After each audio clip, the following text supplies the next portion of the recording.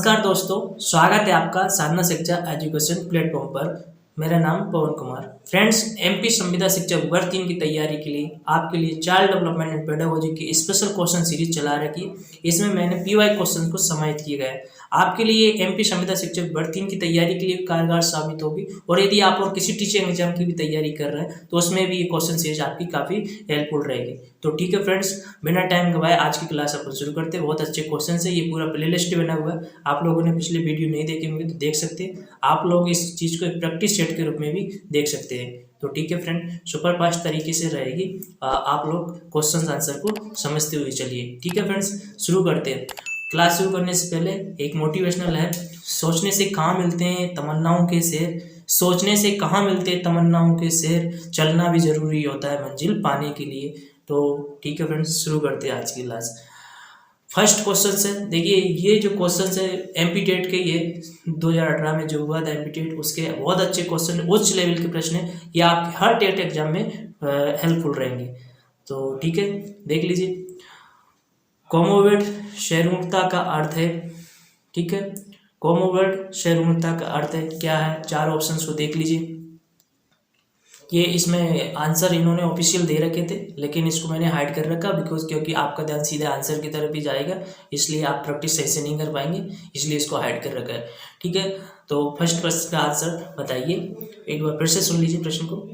कॉमोवेट शैरूणता का अर्थ है, तो क्या है इसका? फर्स्ट आंसर ही राइट होगा। ये एक विकार है या स्थिति का वर्णन करता है जो किसी अन्य विकार या स्थिति के साथ हो सकता है। तो ये क्या है? कॉमोवेट शैरूणता ये एक विकार होता है या स्थिति का वर्णन करता है जो किसी अन्य विकार या स्थिति के साथ भी हो सकता है। ये एक ऐसा विकार है जो खुद तो रहेगा लेकिन और किसी अन्य स्थिति के साथ भी हो सकता है। तो इसका फर्स्ट ऑप्शन ये राइट आंसर होगा पहले प्रश्न का। ठीक है,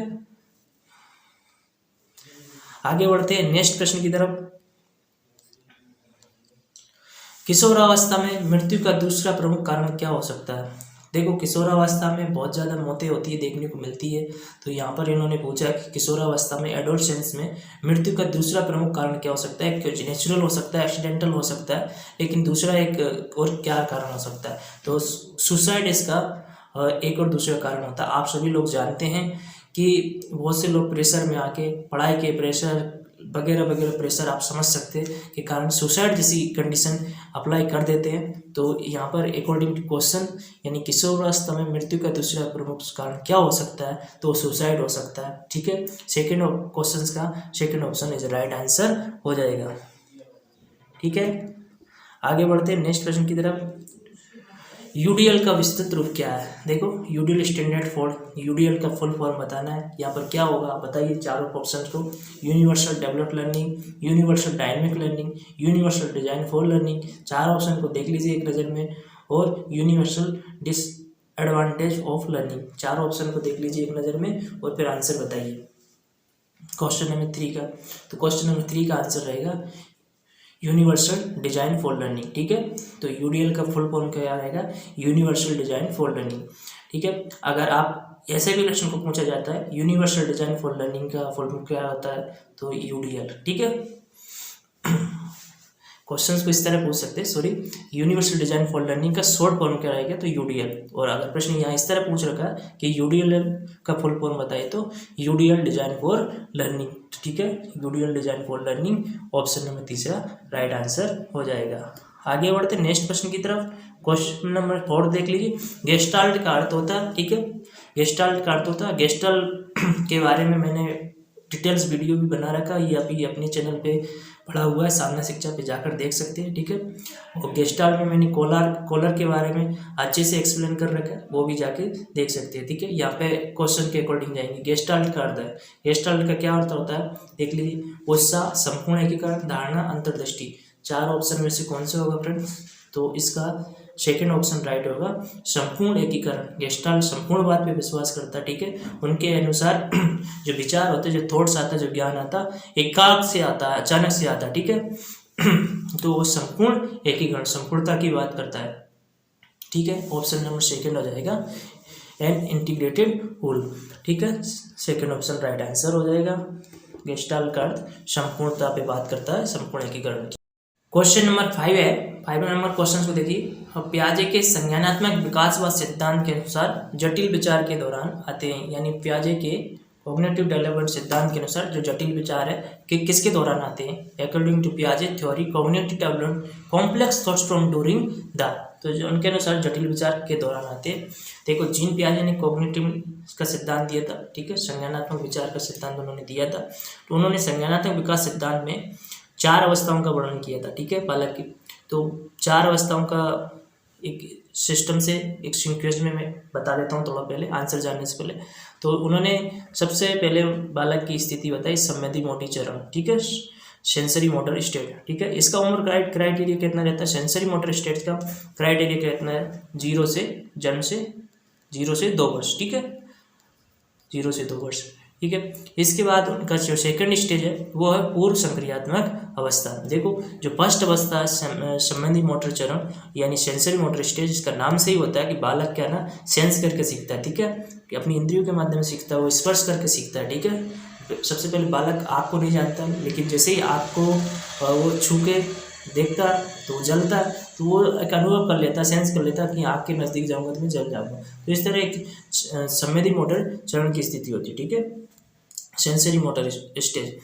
इसके बाद आता है आपका पूर्व संक्रियात्मक अवस्था, ठीक है। इसमें जो उम्र क्राइटेरिया बालक का 2 से 7 वर्ष, 2 से 7 वर्ष का होता है, ठीक है, पूर्व संक्रियात्मक अवस्था।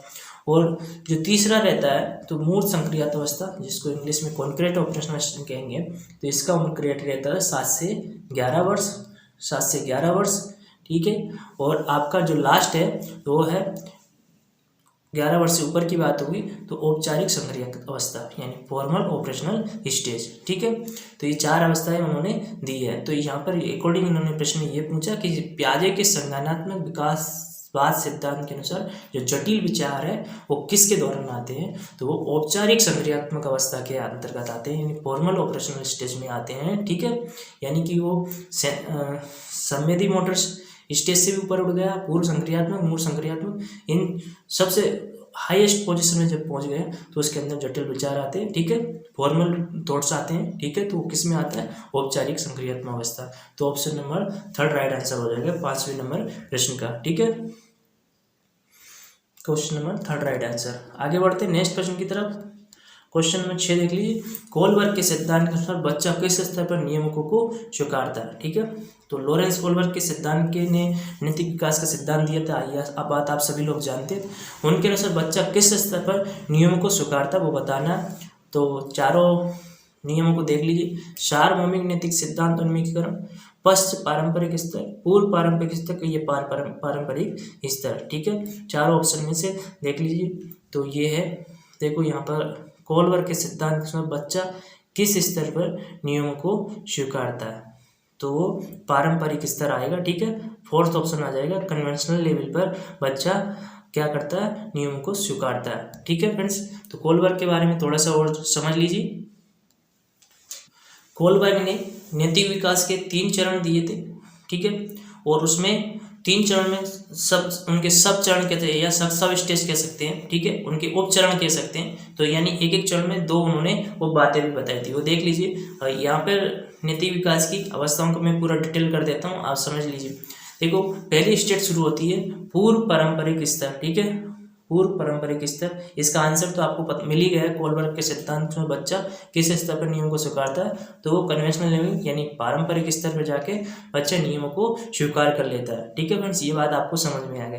लेकिन उन्होंने कोलबर्ग ने और भी किस सिद्धांत किस तरह दिया था तो आप यहाँ पर देख लीजिए। तो ठीक है, पहला इनका सिद्धांत है पूर्व पारंपरिक स्तर यानी कि प्री कन्वेंशनल लेवल, ठीक है। इसका उम्र क्राइटेरिया कितना रहता है, 4 से 10 वर्ष का, ठीक है, 4 से 10 वर्ष का रहता है, 4 से 10 वर्ष, ठीक है। इसके बाद इसमें जो उसके उपचरण है, ठीक है, इसके जो उपचरण है इसमें ये क्या रहता है, बालक आज्ञा एवं दंड की अवस्था कहलाती है। पहला चरण इसका क्या हुआ, आज्ञा एवं दंड। जो बालक इसमें क्या करता है, बालक उससे अपना नैतिक नहीं निभाता, वो आज्ञा या दंड के कारण, ये दंड से बचने के लिए या पुरस्कार पाने के लिए अपने नैतिक तर्कना प्रस्तुत करता है, ठीक है। आप देखे होंगे घर परिवार में जो बच्चे हैं, भाई उसको बोल देंगे कि अगर तुम ऐसा काम नहीं करोगे तो तुम्हारी पिटाई हो जाएगी, तो वो कर देगा, या बोलेगा तुम ऐसा काम करो तुमको चॉकलेट देंगे तो वो कर देगा, इस तरह की स्थिति। और इसमें दूसरा जो उपचरण है इसका अहंकार का भाव, बालक के अंदर ईगो सेंट्रिक रहता है, बालक ये सोचता है कि ये चीज़ मेरे किस काम में आएगी, तो उसी के हिसाब से वो नैतिक तर्कना डेवलप करता है। ठीक है, ये हो गया आपका पूर्व पारंपरिक स्तर। ठीक है, समझ में आ रहा होगा। दूसरा स्टेज है आपका क्या हो गया, पारंपरिक स्तर, जो इसका भी राइट आंसर भी है। पारंपरिक स्तर में क्या होता है, इसका जो उम्र कायट रहता है तो ये 10 से 13 वर्ष रहता है। ठीक है, 10 से 13 वर्ष का रहता है। ठीक है, इसमें बालक क्या करता है, इसमें पारंपरिक, इसको अपन पारंपरिक लौकिक स्तर भी कहते हैं। ठीक है, इसके जो उपचरण है इसमें प्रशंसा, पहला जो उपचरण प्रशंसा की अवस्था, जिसमें बोल दिया अच्छा लड़का या अच्छी लड़की का विन्यास। ठीक है, और दूसरा है सामाजिक व्यवस्था के प्रति सम्मान की अवस्था भी कहलाती है। इसका जो दूसरा उपचरण है सामाजिक व्यवस्था के प्रति सम्मान की व्यवस्था, इसमें बालक ये सोचता है कि समाज के प्रति हमको सम्मान करना चाहिए, जो इसके नियम बनाए गए इनको हमको स्वीकार करना चाहिए। यहाँ पर क्वेश्चन में इन्होंने यही पूछा था। ठीक है फ्रेंड्स, तो ये इसके दूसरी व्यवस्था है। ठीक है, जो इनका तीसरा चरण है जिसको पोस्ट कन्वेंशनल लेवलिंग कहते हैं या पश्च पारंपरिक स्तर कहते हैं, वो उसके अंदर भी 2 उपचरण है। ठीक है, इसमें क्या है, जो इसका उम्र क्राइटेरिया रहता है वो 13 वर्ष से ऊपर का रहता है। ठीक है फ्रेंड्स, इसकी भी 2 उपचरण हैं। एक तो सामाजिक समझौते की अवस्था, तो इस कंडीशन में जो बालक है, बालक किशोर जो है, तो वो समाज के साथ उन मूल्यों के साथ उसको समझौता करना है या नहीं करना, वो उसके नैतिक बौद्धिक क्षमता पे डिपेंड करेगा। ठीक है, तो इसको कहते हैं सामाजिक समझौते के स्तर, वो यानी कि जो उसके जो अधिकार है वो उसको मिल रहे हैं कि नहीं मिल रहे हैं, वो उसके अंडरस्टैंडिंग के ऊपर डिपेंड करता है। ठीक है, और इसका पश्च पारंपरिक स्तर का दूसरे जो चरण है वो ये है कि क्या नाम है, विवेक सार्वभौमिक सिद्धांत की अवस्था, विवेक सार्वभौमिक सिद्धांत की अवस्था। ठीक है, इसमें जो बालक होता है वो सार्वभौमिक होता है, जो उसकी सोचने की समस्या होती है वो क्या नाम है, मोरल डेवलपमेंट हो जाता है। ठीक है, आपको ये तीनों सिद्धांत समझ में आ गए। अब आगे बढ़ते हैं नेक्स्ट प्रश्न की तरफ। यूरी ब्रेपियर के अनुसार प्रणाली व छोटा आसन वातावरण है जिसमें बच्चा रहता है, यानी यूरी ब्रेपियर के अनुसार प्रणाली है जो इसमें छोटा सा आसन वातावरण जिसमें बच्चा रहता है, तो क्या है अकॉर्डिंग टू यूरी ब्रेपियर के अनुसार।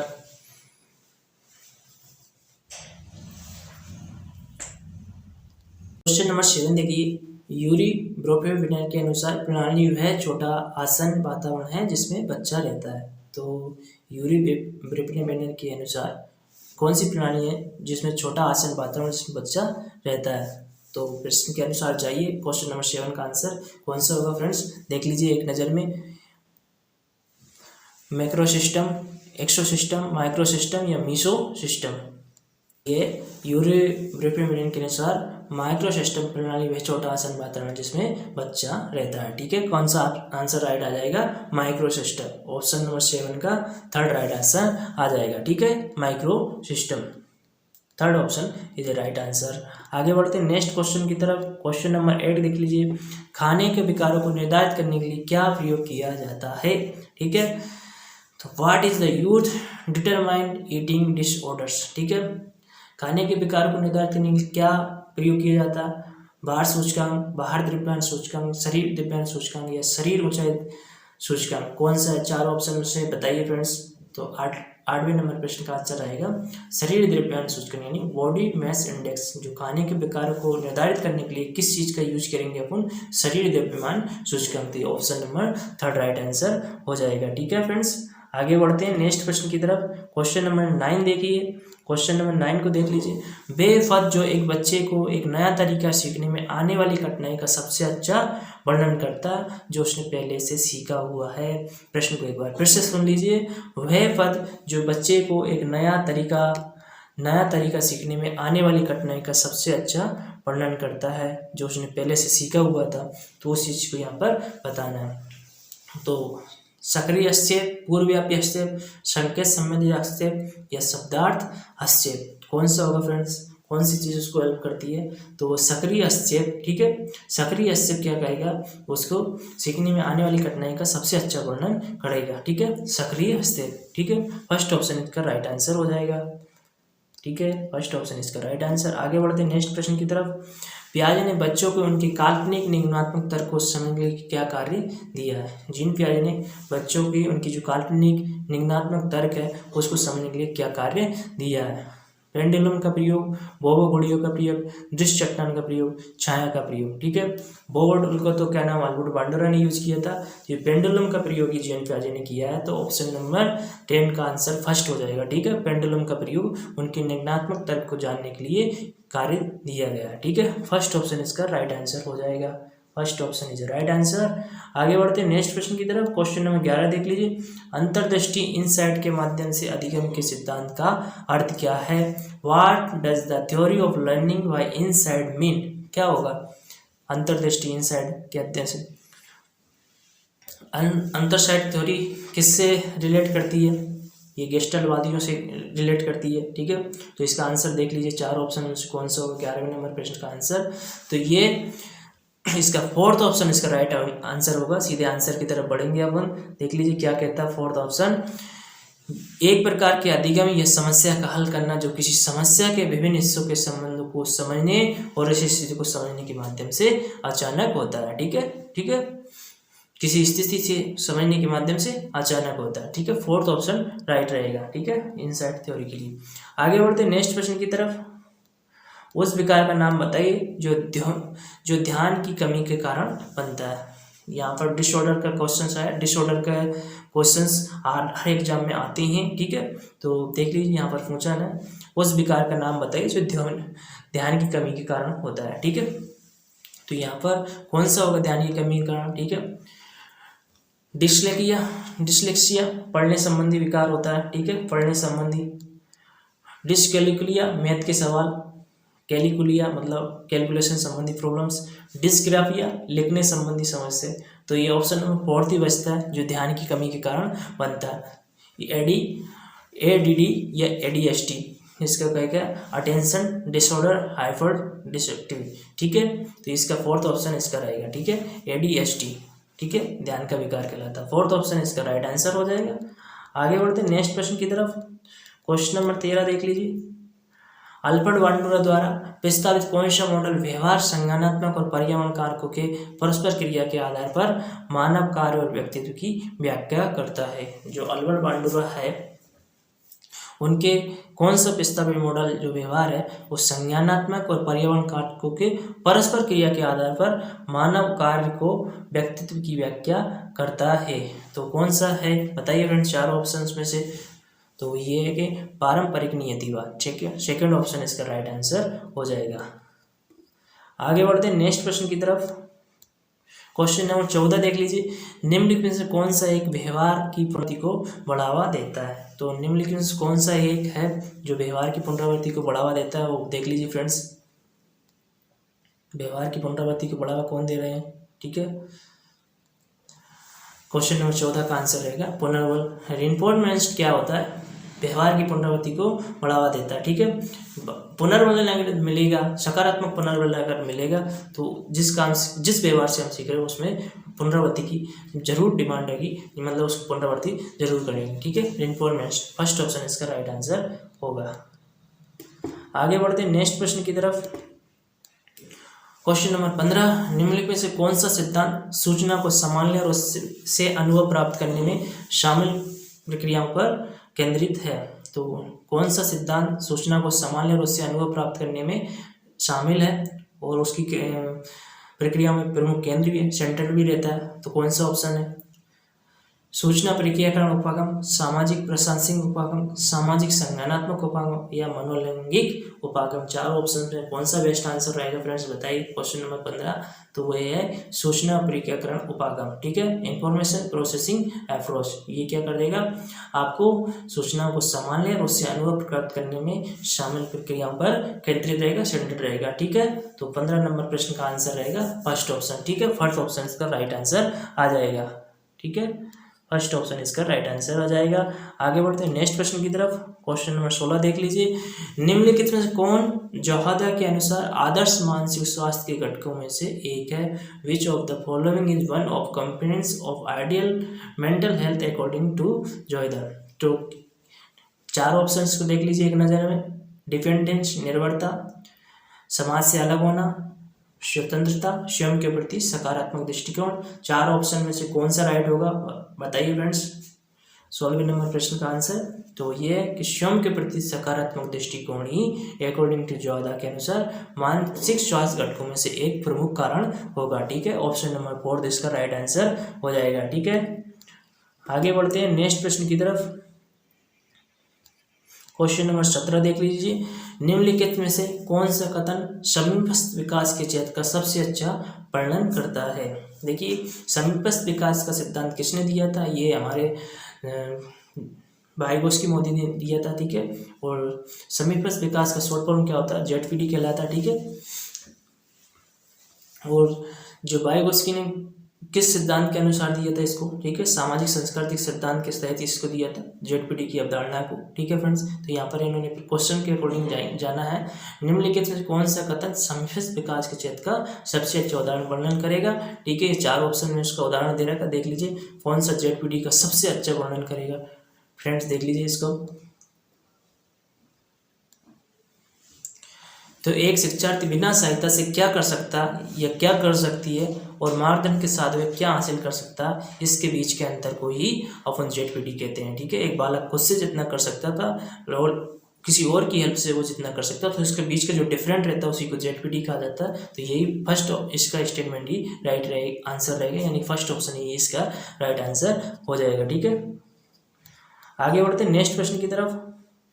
नेक्स्ट प्रश्न 18 नंबर प्रश्न, थॉर्नडाइक का कौन सा नियम तैयारियों पर जोर देता है।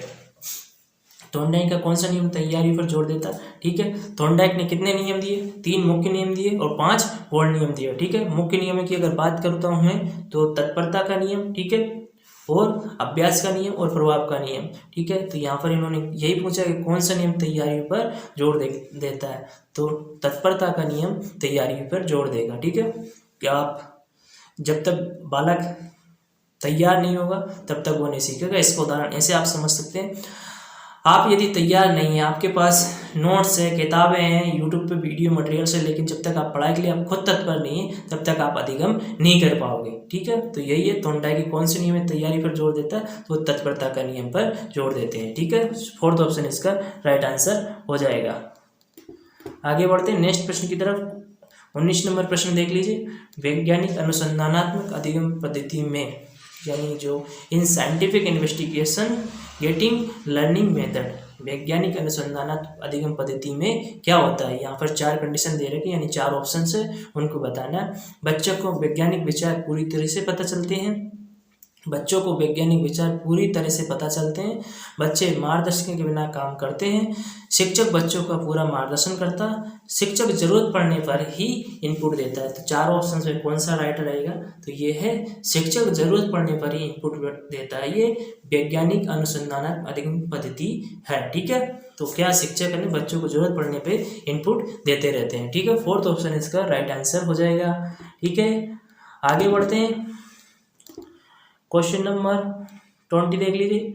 बच्चे के उसके शिक्षकों द्वारा ध्यान से देखा जाता है क्योंकि उसके दोस्तों को कारण जाना जाता है, भले ही बच्चे कभी कुछ गलत नहीं किया, तो निम्नलिखित कौन सा इसका वर्णनात्मक है। ठीक है, क्वेश्चंस को एक बार फिर से सुन लीजिए। बच्चे को उसके शिक्षकों द्वारा ध्यान से देखा जाता है क्योंकि उसके दोस्तों को परेशानी का कारण जाना जाता है, यानी एक बालक को उसको ध्यान से देखा जाता है। किस लिए देखा जाता है, क्योंकि दोस्तों को जो परेशानी होती है तो उसी के कारण होती है। ठीक है, भले ही बच्चे ने कभी कुछ गलत नहीं किया हो, भले ही बच्चे ने कुछ भी गलत नहीं किया हो। ठीक है, तो निम्नलिखित में कौन सा इसका एक वर्णन करेगा, कौन सा इसका बेस्ट उदाहरण पेश करेगा, ये चीज यहाँ पर बताना है, वो किस सिद्धांत के अकॉर्डिंग आएगी। तो क्वेश्चन नंबर 20 को देख लीजिए फ्रेंड्स, और इसका आंसर यही रहेगा अभ्यावेदन, यानी हेरिस्टिक मेथड। ठीक है, स्व के अनुभव के आधार पर यानी कि लोगों के अपने अनुभव कह रहे हैं, ठीक है, उसके अकॉर्डिंग। तो ये क्या रहेगा, अभ्यावेदन यानी हेरिस्टिक मेथड। ठीक है, तो ऑप्शन नंबर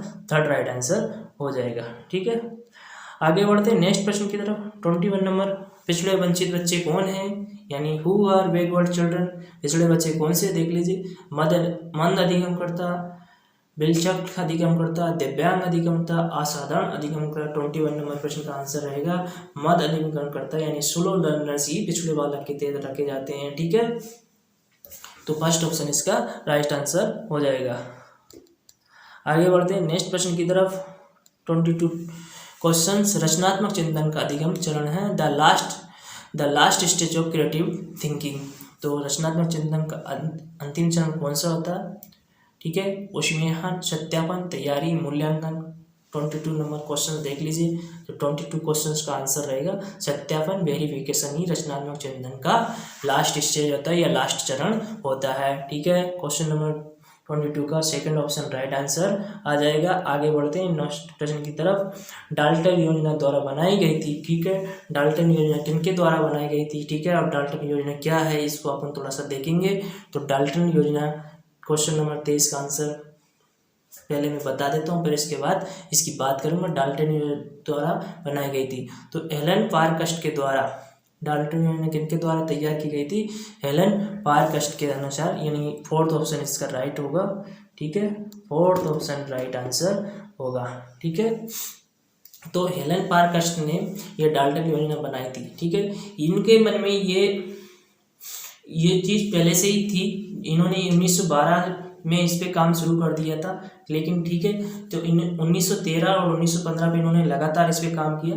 लेकिन उस दौरान क्या है कि विश्व युद्ध शुरू हो गया 1914 से और 1918 तक, तो फिर इन्होंने इस काम को थोड़ा सा डिले कर दिया था। ठीक है, लेकिन फिर के बाद क्या किया इन्होंने 1920 में इस काम को फिर से इसको तेजी से शुरू किया और 1920 में जाकर इन्होंने संयुक्त राष्ट्र के, अमेरिका की थी ये, संयुक्त राष्ट्र में इन्होंने मैसेच्यूसेट्स राज्य की, जैसे अपने इंडिया में मध्य प्रदेश, उत्तर प्रदेश से राष्ट्र होता है, तो उसी तरह अमेरिका के मैसेच्यूसेट्स राज्य के अंतर्गत डाल्टन स्थित एक विद्यालय था, तो अपनी योजना को वहां से प्रारंभ किया। तो उसी जगह के नाम से इसका डाल्टन योजना कहलाती है। ठीक है, कौन से राज्य में, यहाँ पर याद रखने वाली कब है, तो इन्होंने कब 1920 में इसको पूरी तरह से अप्लाई कर दिया। ठीक है, और कौन सी जगह पे किया?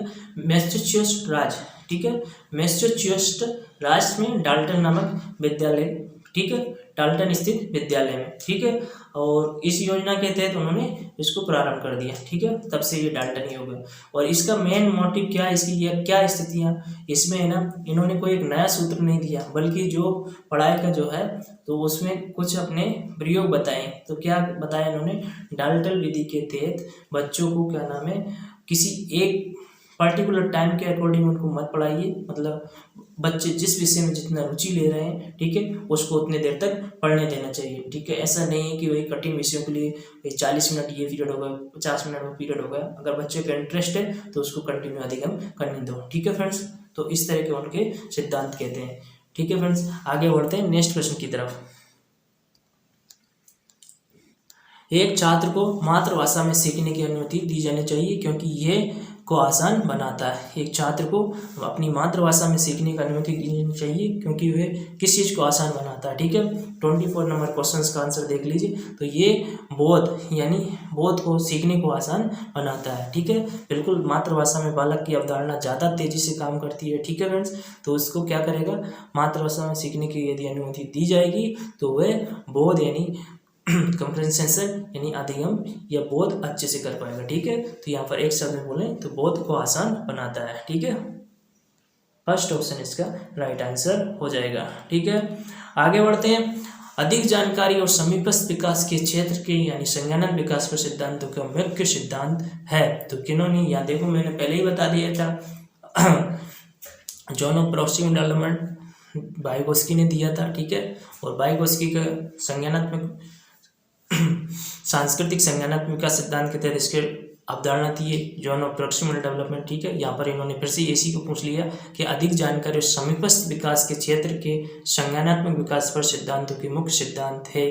तो कौन सा है, यहाँ पर वाइगोस्की का नाम आ जाएगा। ठीक है, 25 नंबर प्रश्न का राइट आंसर हो जाएगा फोर्थ, वाइगोस्की के साथ चले जाएंगे। ठीक है, fourth option is right answer. ठीक है, वाइगोस्की। आगे बढ़ते हैं नेक्स्ट प्रश्न की तरफ। 26 नंबर क्वेश्चंस। अधिकांश स्कूलों में शिक्षक का प्रावधान नहीं है। A large number of school do not have a provision Khalistan teacher is in the school. ठीक है, अधिकांश स्कूलों में शिक्षक का प्रावधान नहीं है। किस शिक्षक का प्रावधान नहीं है? वो स्पेशल शिक्षक का प्रावधान नहीं है, यानी विशिष्ट शिक्षक का प्रावधान नहीं होता, ये आप सब लोग जानते हैं। ठीक है, तो सेकंड ऑप्शन इसका राइट आंसर हो जाएगा। सेकंड ऑप्शन इसका राइट आंसर हो जाएगा क्वेश्चन नंबर 26 का। ठीक है, क्वेश्चन नंबर 27 देख लिए, मास्लो के प्रेरणा के पदानुक्रम की आवश्यकता के अनुसार बुनियादी जरूरतें हैं। ठीक है, बुनियादी जरूरतें हैं are the basic needs according to Maslow hierarchy of needs. ठीक है, तो मास्लो के अब्राहम मास्लो के अनुसार तो उनके जो उन्होंने 5 प्रकार की आवश्यकताएं अनुसार बुनियादी जो बिल्कुल जरूरी चीज़ें हैं वो कौन सी जरूरतें हैं। ठीक है, अब्राहम मास्लो के बारे में बता देता हूँ। उन्होंने 5 प्रकार की आवश्यकताएं दी है। पहली शारीरिक आवश्यकताएं, ठीक है, जिसमें व्यक्ति को रोटी शरीर को चलाने वाले अलग अलग प्रकार के एस्पेक्ट, रोटी, कपड़ा, मकान, ये सब चीज़ें शारीरिक आवश्यकताएं जो उसको शरीर को हेल्प करे। ठीक है, शारीरिक आवश्यकताएं पूरी होने के बाद फिर उसको सुरक्षा संबंधी आवश्यकताएं की जरूरत पड़ती है। सुरक्षा की आवश्यकता है जिसमें कुछ बड़े लोग सिक्योरिटी वगैरह भी रखते हैं, लेकिन कुछ लोग इंश्योरेंस वगैरह भी कराते हैं। ठीक है, तो सुरक्षा की आवश्यकता है। ठीक है, फिर उसके बाद उसको प्रेम और स्नेह की आवश्यकता पड़ती है। ठीक है, जिसमें आप उसके रिश्तेदार हो जाएंगे, उसके माता पिता, दोस्त यार, सब रिश्ते, स्नेह और प्रेम के संबंध पर। ठीक है, ये सब प्राप्त होने के बाद फिर उसको स्टीम की जरूरत पड़ती है, आत्मसम्मान की जरूरत पड़ती है। ठीक है, आत्मसम्मान आवश्यकता। ठीक है, इसके बाद फिर आत्मसिद्धि की अवस्था, यानी इनकी लास्ट जो पांचवी आवश्यकता उन्होंने बताई है तो आत्मसिद्धि की आवश्यकता है। ठीक है, तो यहाँ पर इन्होंने प्रश्न में यही पूछा था कि मास्लो के प्रेरणा के पदानुक्रम की आवश्यकता अनुसार बुनियादी जरूरतें कौन सी है जो विशेष जरूरत है। तो आप लोग सभी जानते हैं शारीरिक और सुरक्षा की आवश्यकता विशेष जरूरत होती है। ठीक है, तो फोर्थ ऑप्शन इसका राइट आंसर रहेगा 27 नंबर क्वेश्चन के आंसर का। ठीक है, फोर्थ ऑप्शन इसका राइट आंसर हो जाएगा, शारीरिक और सुरक्षा की आवश्यकता। ठीक है फ्रेंड्स, आगे बढ़ते क्वेश्चन नंबर 28 की तरफ। एक शिक्षक गलत अवधारणाओं को दूर करने के लिए इनमें से किसका व्यवहार नहीं कर सकता। जो एक टीचर है वो गलत अवधारणाओं को दूर करने के लिए इनमें से किसका व्यवहार नहीं कर सकता। किसका नहीं कर सकता फ्रेंड्स, बताइए। आप सभी लोग एक टीचर है तो वो अपनी अवधारणाओं के अकॉर्डिंग बताइए। तो 28 नंबर प्रश्न का आंसर रहेगा सेकंड ऑप्शन, आत्म निर्देशन में रखना। तो क्या है, एक टीचर ने शिक्षक गलत अवधारणाओं को दूर करने के लिए इनमें से किसका व्यवहार नहीं कर सकता, तो आत्म निर्देशन में सीखना। ठीक है, और ऐसा नहीं करेगा टीचर कि सिर्फ अपने निर्देशन में बच्चे सीखे। ठीक है, वो दूसरे एस्पेक्ट भी हो सकते हैं। ठीक है फ्रेंड्स, तो इस तरह इसका आंसर हो जाएगा आत्मनिर्देशन में सीखना। सेकंड ऑप्शन इसका राइट आंसर हो जाएगा। बालक अपनी अवधारणाओं से भी सीखते हैं। ठीक है फ्रेंड्स, आगे बढ़ते हैं नेक्स्ट क्वेश्चन की तरफ। 29 क्वेश्चन। निम्नलिखित के सिद्धांत को प्रतिरूपण मॉडलिंग अधिगम सिद्धांत के रूप में जाना जाता है। 29 नंबर क्वेश्चन को देख लीजिए। निम्नलिखित में किस सिद्धांत के प्रतिरूपण मॉडलिंग अधिगम सिद्धांत के रूप में भी जाना जाता है। तो कौन से सिद्धांत को जाना जाता है, तो सामाजिक अधिगम सिद्धांत को। ठीक है, मॉडलिंग अधिगम सिद्धांत के रूप में भी जाना जाता है, सामाजिक अधिगम सिद्धांत। सेकंड ऑप्शन इसका राइट आंसर हो जाएगा, सामाजिक अधिगम सिद्धांत। आगे बढ़ते हैं, लास्ट प्रश्न है आज का। चिंतन में सबसे महत्वपूर्ण तौर से क्या सम्मिलित होता है। थिंकिंग मोस्ट इंपोर्टेंटली इन्वॉल्व्स, यानी चिंतन में सबसे महत्वपूर्ण तौर से क्या सम्मिलित होता है। 30 नंबर प्रश्न का आंसर बताइए। तो वो इसका यही होगा, तर्क, रीजनिंग चिंतन में सबसे महत्वपूर्ण तौर पे शामिल होता है। ठीक है, तर्क तीसरा ऑप्शन इसका राइट आंसर हो जाएगा, रीजनिंग। तो ठीक है फ्रेंड्स, अपन ने 30 क्वेश्चंस को प्रैक्टिस किया और जरूरत पड़ने पर उसका एनालिसिस किया। तो ठीक है फ्रेंड्स, इसी तरह की आपको क्लास यहाँ पर मिलती रहेगी। अगर आपको ये चीज़ अच्छी लग रही है और आपको इसमें कोई चीज़ समझ में नहीं आती तो ये कमेंट करके बता सकते हैं और अपन इसी तरह की वीडियो लाते रहेंगे। तो ठीक है फ्रेंड्स, मिलते हैं नेक्स्ट वीडियो में।